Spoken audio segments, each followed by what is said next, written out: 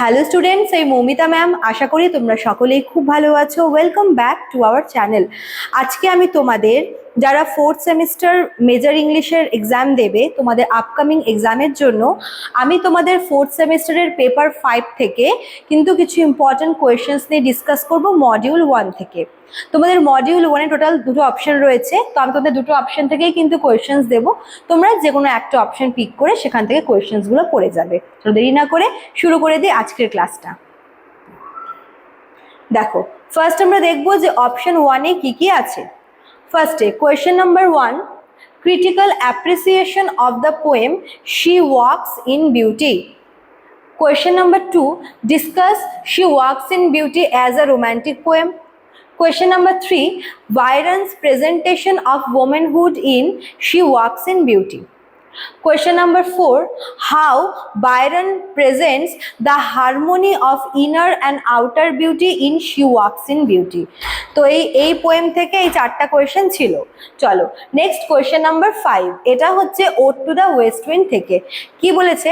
Critical appreciation of the poem ode to the west wind, বা এটার মানে এই পোয়েমটা বিভিন্ন ফিচার্স বা থিমসগুলো আমাদের পড়তে হবে, ঠিক আছে? Question number 6, explore the poetic treatment of nature in the ode to the west wind. আচ্ছা, তারপর দেখো কোয়েশ্চেন নাম্বার 7, এটাও হচ্ছে ode to the west wind থেকেই আছে। কি বলেছে? Question number 7, Shelley's use of imagery in the ode to the west wind, ঠিক আছে? আচ্ছা, question number 8, ode to the west wind as a representative of Shelley, বা এটা হচ্ছে এর মধ্যে আমরা পার্সোনাল ডেসপন্ডেন্সিও দেখতে পাবো, বা শেলির যে পার্সোনাল থটস বা পার্সোনাল ডেভেলপমেন্ট বা শেলির যে রিভলিউশন, মানে এই কোয়েশ্চেনটা পুরোপুরি কিন্তু শেলির কোয়েশ্চেন, মানে শেলির যে পার্সোনাল থটস বা পার্সোনাল ইমোশন বা তার পার্সোনাল ডেভেলপমেন্টটা নিয়ে। আচ্ছা, এই পোয়েম থেকে last question, Shelley's idealism in ode to the west wind, ঠিক আছে? চলো এবার চলে আসি next poem, question number 10, critical appreciation of the poem ode to a nightingale. আচ্ছা, question number 11, ode to a nightingale as a poem of escape or a reflection of human experience. Question number 12, the theme of mutability. Our last question, option 1 থেকে, how does Keats explore the capacity of the imagination to transcend reality in Ode to a Nightingale, ঠিক আছে? তো এই 13টা question তোমাদের option 1 থেকে আছে।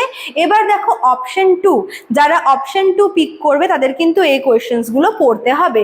কি আছে? কোয়েশ্চেন নাম্বার 14, যেটা অপশন 2 এর মধ্যে, মানে অপশন 2 এর 1 নাম্বার। হ্যাঁ, critical appreciation of the poem Ulysses বা এর সেন্ট্রাল থিম, একই question.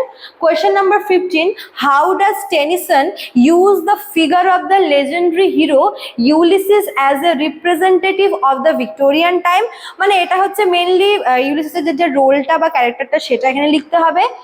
Question number 16, it is a monologue but it cannot properly be called a dramatic monologue. Explain. মানে এই যে ইউলিসিস পোয়েমটা আছে এটা একটা মোনোলগ, বাট এটাকে ঠিক ড্রামাটিক মোনোলগ বলা হয় না, কেন এক্সপ্লেন করতে বলেছে। Question number 17, Ulysses and Telemachus stand for two different types of philosophy. Explain. মানে এখানে ইউলিসিস এবং তার ছেলে যে টেলেমাচু আছে এদের মধ্যে কম্প্যারিজনটা আনতে বলেছে, এদের মধ্যে কি কি পার্থক্য ছিল। আচ্ছা, কোয়েশ্চেন নাম্বার 18, নেক্সট পোয়েম থেকে, মাই লাস্ট ডাচেস। কি বলেছে? My last duchess as a dramatic monologue. Question number 19, role of the duke of Ferrara. Question number 20, theme of power and control, ঠিক আছে? আচ্ছা, তারপর দেখো কি বলেছে, রোল অফ ডাচেস, এটাও কিন্তু এই সেম পোয়েম থেকে, রোল অফ ডাচেস। আচ্ছা, কোয়েশ্চেন নাম্বার 22, এক second. Question number 22, explain how Dover Beach reflects the poet's views on the Victorian age and loss of faith. এটা ডোভার বিচ মানে next পোয়েমটা থেকে। আচ্ছা, কোয়েশ্চেন নাম্বার 23, ওই Dover beach পোয়েমেরই critical অ্যাপ্রিসিয়েশনটা চেয়েছে। Question number 24, analyse the dominant mood and Arnold's pessimistic criticism of life as reflected in the poem. আচ্ছা, question number 25, critically analyze the imagery and symbolism used in the poem Dover Beach? আর last question এখান থেকে question number 26, Dover Beach is both a love poem and a poem of disillusionment, এটাকে discuss করতে বলেছে। ঠিক আছে, চলো, তো এই ছিল তোমাদের পেপার 5-এর মডিউল 1 থেকে অপশন 2 এর সমস্ত কোয়েশ্চেন ইম্পর্টেন্ট যেগুলো তোমাদের পড়তে হবে সেগুলো দিয়েছি, আর হচ্ছে অপশন 1-এরও। ঠিক আছে, নেক্সট ক্লাসে আমি তোমাদের অপশন মানে মডিউল 2 থেকে ইম্পর্টেন্ট কোয়েশ্চেন্স নিয়ে কিন্তু ডিসকাস করব।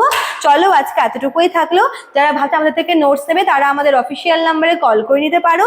এখানে আমাদের অফিসিয়াল নাম্বার দেওয়া আছে, এখানে কোর্স ফিও দেওয়া আছে। আর তোমরা চাইলে কিন্তু আমাদের কোর্স আমাদের অ্যাপ থেকেও পারচেস করতে পারো। আমাদের অ্যাপের নাম দেখো কর্নারে দেওয়া আছে। চলো, আজকে এতটুকুই থাকলো, দেখা হচ্ছে নেক্সট ক্লাসে। Thank you.